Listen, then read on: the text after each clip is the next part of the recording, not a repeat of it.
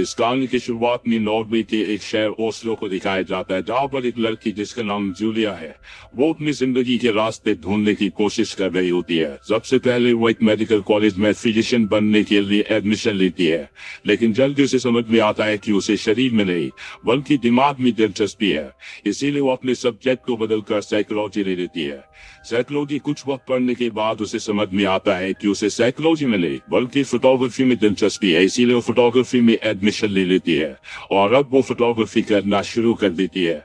जिस तरह से वो अपनी जिंदगी में अपने करियर में अलग अलग एक्सपेरिमेंट्स कर रही होती है, इसी तरह से उसे अपनी जिंदगी में किसी इंसान की जरूरत है।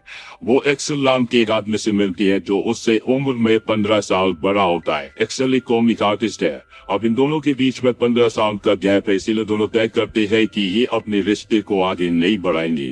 पर जल्दी जूलिया को एहसास होता है कि वो एक्सेल से प्यार करती है, इसीलिए एक बार फिर से वो उसे अपनी जिंदगी में शामिल कर लेती है। और अब उसने फोटोग्राफी छोड़कर राइटिंग के प्रोफेशन को अपना लिया है, क्योंकि उसे लगता है कि वो राइटिंग सबसे बेहतर कर सकती है। आखिर वो एक्सेल के साथ रहना शुरू कर देती है।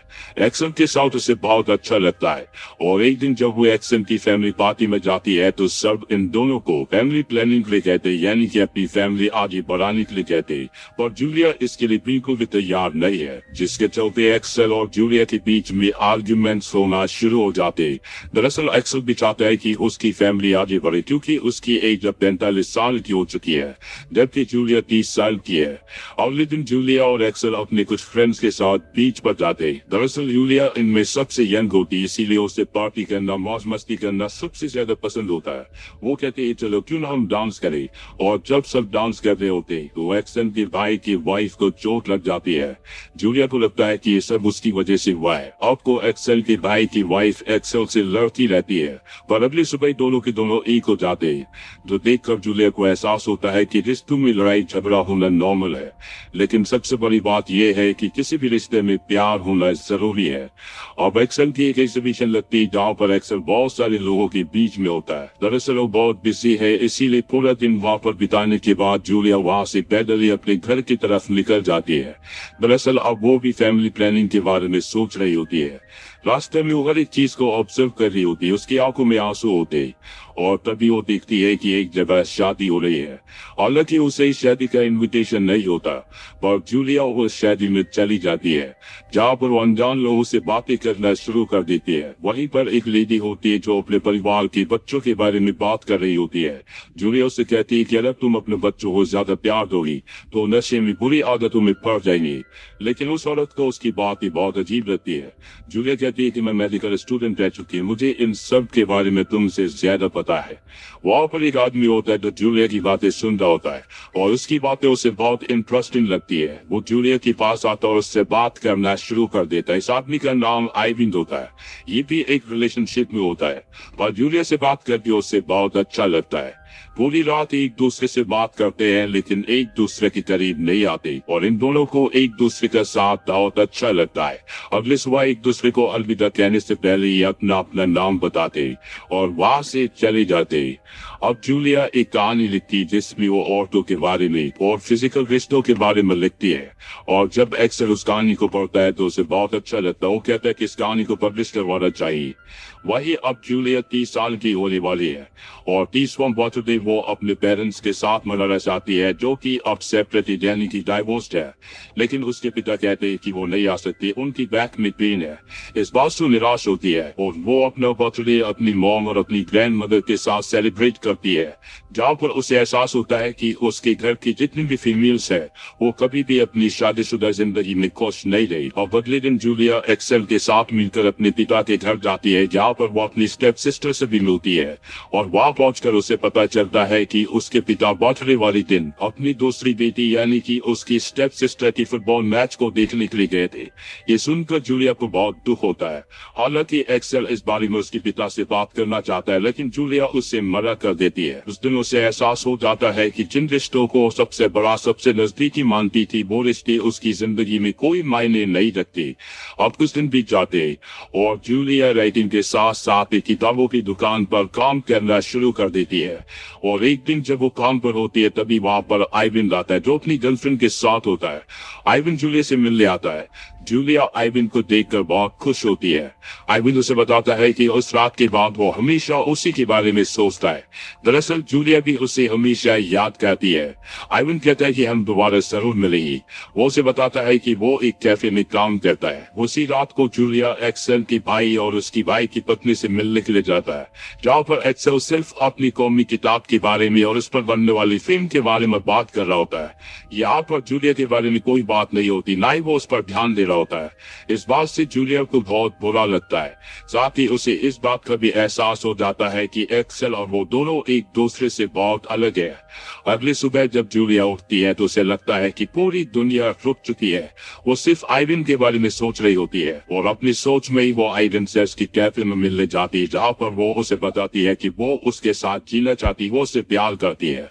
आइवन भी उससे प्यार करता है और उसी सोच में आइवन के साथ वो घूमने भी जाती है। अब यहाँ पर एक्सेल को जूलिया बता देती है कि हम दोनों एक दूसरे से बहुत अलग है, इसीलिए वो इस रिश्ते को खत्म करना चाहती है। हालांकि एक्सेल उसे समझाने की कोशिश करता है, कहता है कि हमें इस रिश्ते को मौका देना चाहिए, पर जूलिया को अब समझ में आ चुका है कि ये दोनों अलग है। इसीलिए आखिरी बार एक्सेल के साथ कुछ वक्त बिताकर वो वहाँ से निकल जाती है, क्योंकि अब वो अपनी जिंदगी में एक अलग तरह से शुरुआत करना चाहती है। वहीं दूसरी तरफ आइवन को दिखाया जाता है जो अपनी गर्लफ्रेंड के साथ ट्रैकिंग पर जाता है और उस ट्रैकिंग के दौरान उसकी गर्लफ्रेंड तो पहले भी सोशल जस्टिस और क्लाइमेट को लेकर बहुत ज्यादा कॉन्शियस होती है। उसके जीवन में बहुत बड़ा बदलाव आता है। इसके चलते वो अपने पूरे लाइफस्टाइल को बदल देती है और साथ ही आइवन की भी।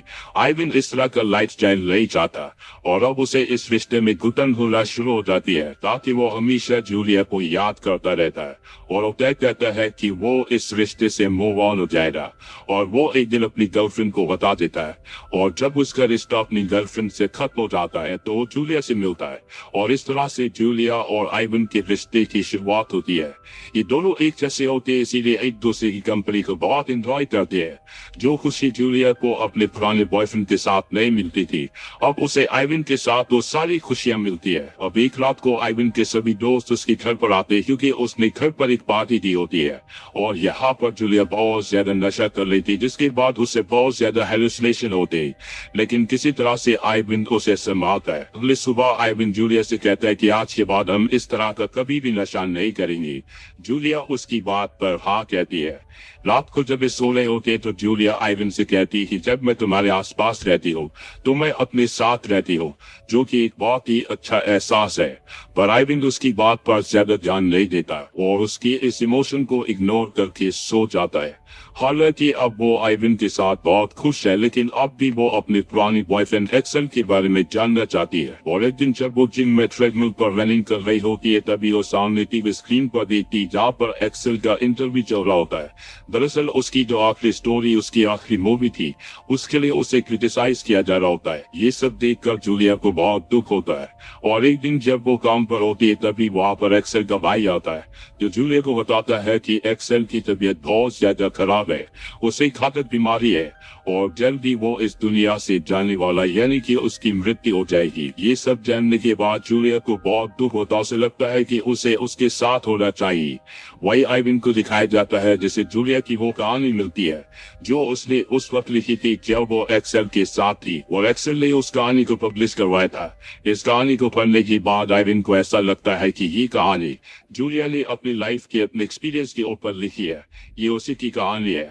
लेकिन जूलिया साफ साफ मना कर देती है, साथ ही उस पर गुस्सा भी होती है। दरअसल आइवन को कहानी पसंद नहीं आई होती और अब इन दोनों के बीच में पहली बार आर्ग्यूमेंट्स होते। कुछ दिन और बीत जाते हैं और दिखाया जाता है कि जूलिया अब प्रेग्नेंट है और ये बात वो आइवन को नहीं बताती। वो अब हॉस्पिटल में एक्सेल से मिलने जाती है। एक्सेल उसे देखकर बहुत खुश हो जाता है और बताता है कि वो मरने से डरता है और आज भी उससे प्यार करता है। जूलिया के दिल में भी एक्सेल के लिए सॉफ्ट कॉर्नर होता है। वो उसे कहती है कि तुम्हें अपना ध्यान रखना होगा। पर अगले दिन एक बार फिर से वो एक्सेल से मिलने जाती है और उसे बताती है कि वो प्रेग्नेंट है, लेकिन उसे नहीं पता कि वो इस बच्चे को चाहती है या नहीं। एक्सेल को समझ में आ जाता है कि जूलिया अपनी लाइफ को लेकर बहुत ज्यादा कंफ्यूज है। उसे नहीं पता कि उसे लाइफ में क्या करना है, पर एक्सेल जूलिया को काफी हद तक जानता है। वो कहता है कि तुम्हें इस बच्चे को इस दुनिया में लाना चाहिए। मुझे पूरा विश्वास है कि तुम एक बहुत अच्छी मॉम बनोगी। जूलिया को कुछ भी समझ में नहीं आ रहा होता। वो एक्सेल के साथ पूरा दिन हॉस्पिटल में बिताती है। ये दोनों पुरानी बातें करती और अब जूलिया को पूरी तरह से विश्वास हो चुका है कि वो अपनी प्रेगनेंसी से खुश है और वो एक माँ बनना चाहती है। घर आने के बाद वे बात आइविन को बता देती है। आइविन इस बात पर ज्यादा रिएक्ट नहीं करता क्योंकि इन दोनों ने फैसला किया था कि वो बच्चे पैदा नहीं करेंगी। जूलिया कहती कि मुझे इस बारे में सोचने के लिए कुछ वक्त चाहिए और वो आइविन से अलग हो जाती है। आइविन से अलग होने के बाद वो ज्यादा से ज्यादा वक्त एक्सेल को देती, वो उसकी फोटोज खींचती है, उसे अच्छा महसूस करवाने की कोशिश करती है। और अब एक्सेल अपनी जिंदगी से, अपनी बीमारी से हार चुका है। और एक दिन जूलिया को एक्सेल के भाई का वॉइस नोट आता, उसे बताया जाता है कि अगली सुबह एक्सेल इस दुनिया में नहीं रहेगा, उसकी तबीयत बहुत ज्यादा खराब है। इस वॉइस नोट को पाने के बाद जूलिया पूरी तरह से टूट जाती है। वो सच्चाई को एक्सेप्ट नहीं कर पा रही होती, इसीलिए पूरी रात वो शहर में घूमती रहती है। उसे कुछ समझ नहीं आ रहा होता कि उसे किस तरह से रिएक्ट करना चाहिए। पर सुबह होते होते वो सच्चाई को एक्सेप्ट कर लेती है। उसकी आंखों में आंसू होते पर मन में कहीं न कहीं शांति भी। जब वो घर जाती है तो उसे ब्लीडिंग होना शुरू हो जाती है। दरअसल उसका मिसकैरेज हो गया है और इस तरह से आइविन के साथ जो उसके आखिरी रिश्ते की डोर थी वो भी टूट जाती है। आज वो हर एक रिश्ते से पूरी तरह से मुक्त हो चुकी है। कुछ वक्त बाद दिखाया जाता है कि जूलिया अब एक प्रोफेशनल फोटोग्राफर बन चुकी है। वो एक एक्ट्रेस की फोटोज खींच रही होती है, वो उससे बातें भी करती है और कुछ देर बाद वो एक्ट्रेस बाहर अपने हस्बैंड और बच्चे से मिलने के लिए जाती है।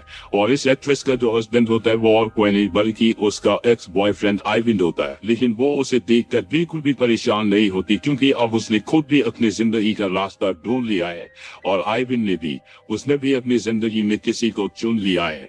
अपनी जिंदगी के पूरे सफर में जूलिया ने सीख लिया कि उसे जिंदगी में कैसे जीना चाहिए, उसे क्या चाहिए। साथ ही ये भी कि हम कभी किसी को नहीं रोक सकते। इंसान के दिल और दिमाग में जो सोच होती, जो चाहते, उसे पाने के लिए वो कोशिश करते। कुछ लोगों को चीज मिलती है और कुछ लोगों को नहीं। तो ये थी पूरी कहानी film the worst person in the world की। उम्मीद करता है कि ये कहानी आपको पसंद आई होगी।